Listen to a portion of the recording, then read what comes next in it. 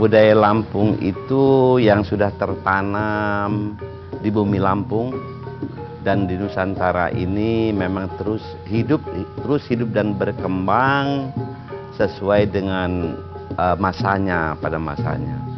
Khususnya budaya Lampung ini, adat budaya Lampung ini di kampung-kampung adat Lampung terus dilaksanakan dan dilestarikan oleh masyarakat adat Lampung. Namun demikian, dalam rangka kita untuk pengembangan pariwisata dan budaya, barang tentu budaya Lampung itu harus merupakan satu konsumsi masyarakat yang luas. Oleh karena itu, kolaborasi dan akulturasi dengan budaya-budaya lain sangat dibutuhkan, sehingga dia akan menyatu dan merupakan bagian daripada budaya Nusantara.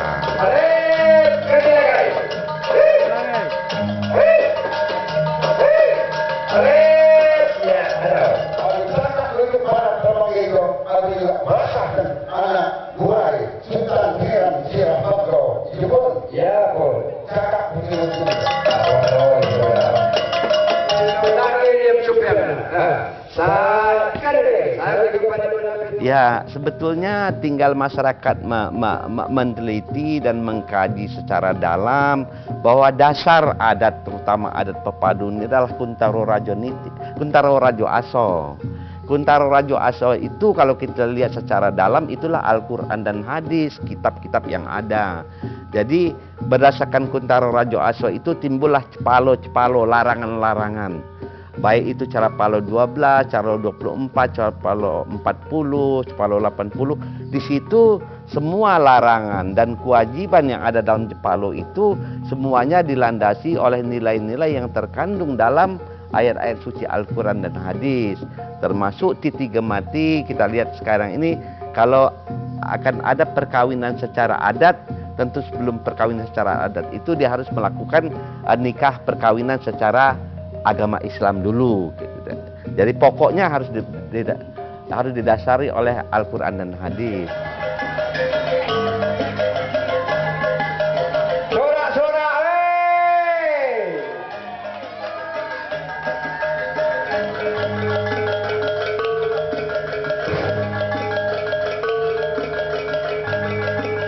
Inti daripada adat Lampung itu sebetulnya adalah meningkatkan piil pesenggiri.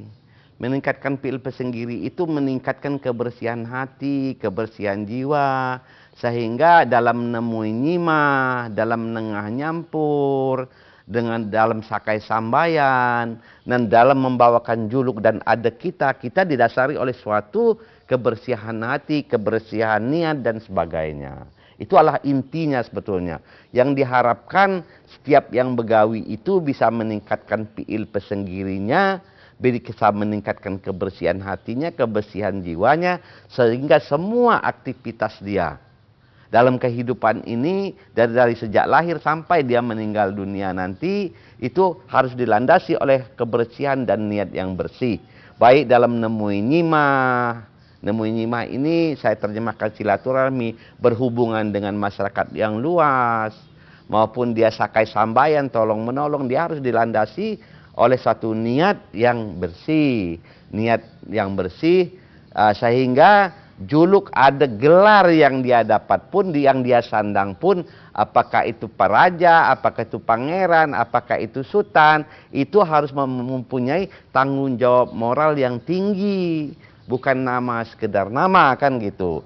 Tapi yang disandang itu akibat dia berbuat baik itu dia mendapat gelar gitu. Oleh karena itu proses anak adat Lampung itu ada proses tersendiri sebetulnya. Gitu.